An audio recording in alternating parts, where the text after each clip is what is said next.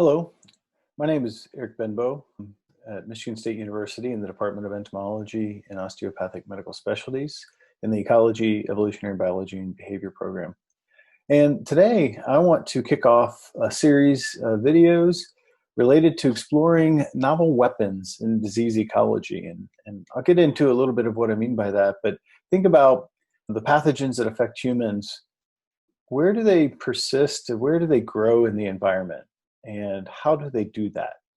One of our major hypotheses is that perhaps those pathogens have molecules or other mechanisms by which they persist in the environment and then through other mechanisms become transmitted to humans and other animals. This series is part of a collaborative group from both France and the United States, and there will be a series of videos exploring and using a model system that we have been investigating for several years now. That's been supported by the National Science Foundation and several of my units at Michigan State University, but also some of the units at other institutions. Our particular model system is related to Buruli ulcer disease. And we have a new grant that's been supported by the National Science Foundation Ecology and Evolution of Infectious Diseases program, and it's titled Novel Weapon Evolution for Pathogen Spread and Ecological Persistence, with the collaborative group that I mentioned from around the world. And our system was once called the mysterious disease. And in an earlier quote, when they were trying to describe what they were seeing, Westerners were trying to describe what they were seeing in Africa, said the ulcers were large and indolent and had widely undermined edges, and at the time were thought to be either tuberculous or syphilitic. The local people have a term, jouet okoro or bile okoro, which means roughly the sore that heals in vain.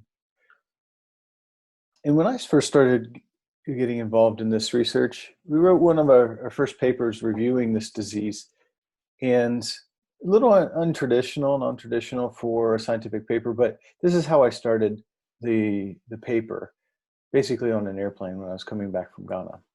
We were wading in a turbid pond dressed in chest-high waders, latex arm gloves, and carrying dip nets to collect invertebrates. A woman gathered water next to us while her child was bathing. We were in an African region near Accra, Ghana, endemic for Buruli ulcer, a debilitating skin disease emerging in villages near aquatic habitats of Western Africa and other tropical countries. Because some communities in Ghana have a 22% prevalence rate for Buruli ulcer, we wondered whether the mother and or child would become infected. For scientists, this is a logical, albeit morbid, question because the mode of the transmission to humans remains unknown for this disease.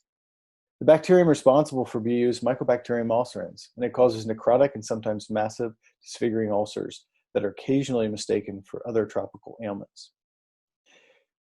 And so that's a description of the disease early on. And what we've done is, for the last 15 years, is we're trying to figure out how that pathogen, Mycobacterium ulcerans, gets into humans, because we really, as a collective scientific discipline, do not know exactly how that transmission occurs. But we do know the pathogen is found in aquatic habitats, slow-moving, stagnant waters, ponds, slow-moving rivers, tropical regions of the world, and often these aquatic water bodies are very prone to flooding. And sometimes flooding is done to create these water bodies and for activities such as farming for rice. But in other parts of Africa, most domestic water sources are standing water bodies or rivers that are slow flowing and warm compared to other water bodies, where there's lots of domestic activity and interactions with the habitat. And even in urban and suburban areas of Africa, there are standing water bodies and rivers that flood during the wet seasons into and around buildings like the one you see here. And so even in the suburban urban areas, there's still activity. You just don't see the activity within the water bodies as frequently as you do in the more rural areas. Similar habitats exist in another foci in Australia near Melbourne, where you get ponds and slow-moving rivers that during major flooding areas and major times of precipitation flood into and around homes and homesteads. So while in Australia you don't see as much activity directly inside these water bodies, when flooding does occur, it does begin to encroach on places like gardens and playgrounds here. And as you can see the dock there, this is a really low time of year. It's been quite dry. There was a drought concentrating the water. Notice how eutrophic the water is as well. But during the heavy rain season, this flooded way over the banks and into and around to the surrounding landscape, potentially spreading Mycobacterium ulcerans in those areas as well. And so that's part of the things that we've been investigating, is how the pathogen changes with environmental conditions. And even in Melbourne, some of the more affluent areas surrounding ponds and lakes also have issues with eutrophication, or the hypernutrition of some of these water bodies that have been hypothesized and kind of been shown to affect the abundances of Mycobacterium ulcerans, the pathogen from Buruli ulcer disease. So, as I mentioned, Buruli ulcer, if it goes untreated, can be quite disfiguring, leaving lots of morbidity in its wake, and often leads to amputation. For more information, I would like to direct you to the World Health Organization website to learn a little bit more about the clinical aspects, the treatment for Buruli ulcer, and what else is known from the environment. It often begins as a small papule and then a small lesion that is painless. And that's why a lot of people do not seek medical treatment early on, because it is painless and they think it'll go away, but often it heals in vain. Becoming much more extreme, and sometimes there's multiple lesions on one body or one body part. And if it's not treated, this could lead to what I mentioned earlier, contractures and amputation. Buruli ulcer is treatable if it's detected early. However, in many African communities where people are afflicted with this disease, it's often met with stigma. And there are sometimes local opinions that it's due to witchcraft or other supernatural forces. And so those with the disease delay detection because they're afraid to be presented with it because of these stigmas. But it can be cured, and I would encourage you to go to the WHO to learn more about the clinical aspects of Buruli ulcer disease. And in one of our videos, we will go into a little bit more detail of that in this series. The pathogen for Buruli ulcer is Mycobacterium ulcerans. It's an acid-fast bacilli, extracellular in human tissues. And from laboratory studies, we found that it's aerophilic or microaerophilic, sensitive to UV, which is a bit different from other environmental mycobacteria.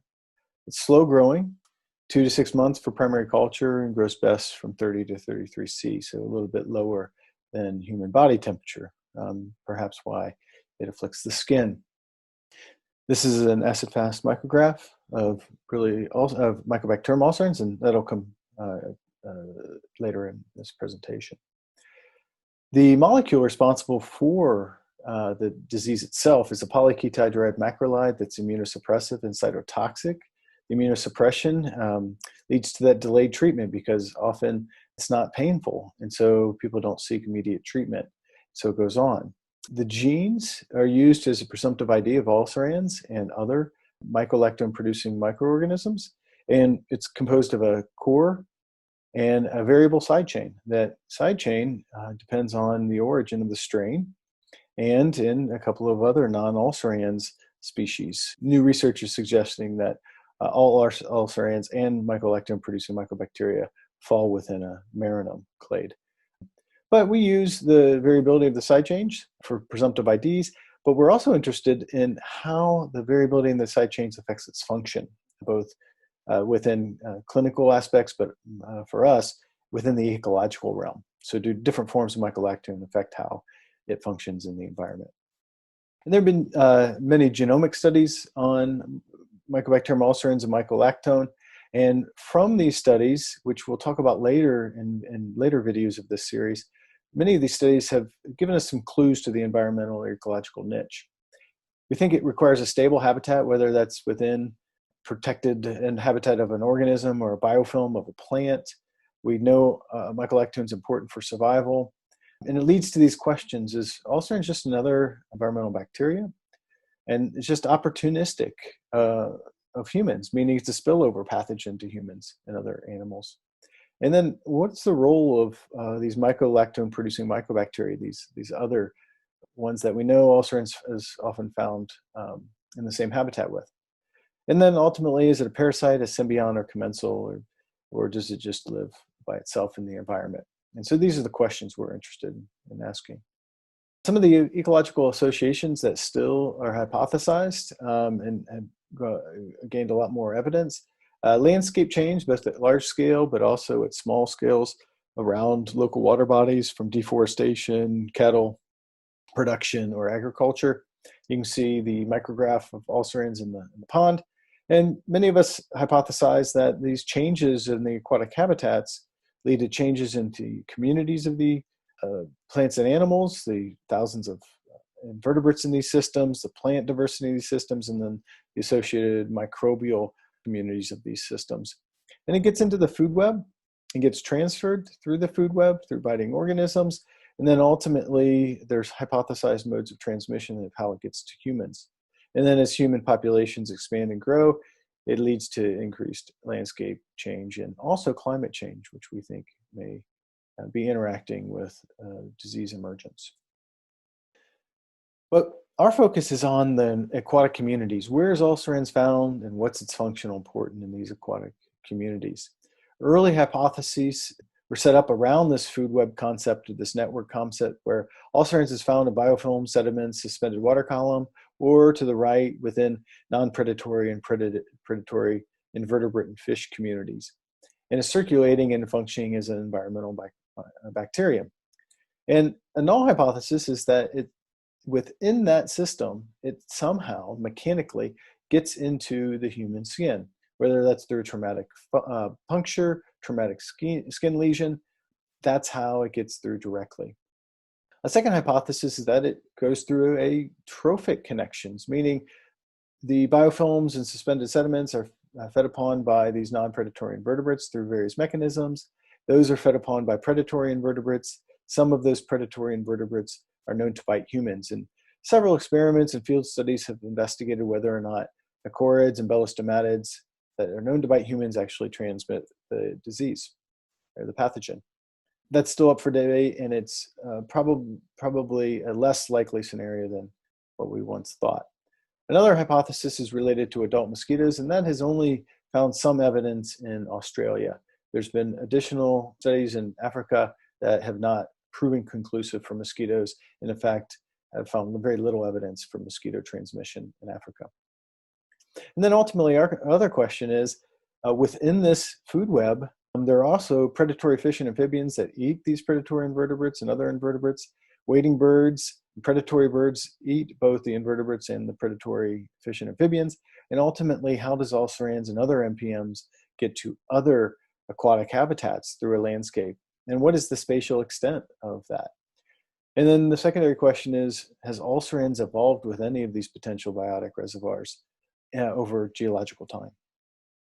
From a structural equation point of view, early on we were focused on these human biting fauna within the broader macroinvertebrate community. We're still studying that, but with less focus on the biting fauna, but more of what defines a reservoir for ulcerans and other MPMs. We've looked at anthropogenic landscape change and local topography and climate and season on water quality variables, and that affects macrophyte diversity. We've done some studies related to that. And then ultimately how suspended sediment and biofilms harbor Mycobacterium ulcerans, other microbes, and other MPMs. And then how this network changes over time and in different geographic areas. So what are our new questions that we're going to be exploring with this new project? We're combining two hypotheses. One is the novel weapons hypothesis that comes from invasion ecology, specifically with invasive plants, where it posits that invasive species possess novel biochemical weapons that evolved in their native habitat. They use these new compounds or molecules for increased competitive ability when introduced into a naive habitat. We think this is done by directly inhibiting competitors or through indirect interactions with plant, soil, and microbial interactions. for our study, we're also including invertebrates and fish and amphibians within this indirect potential interactive pathway.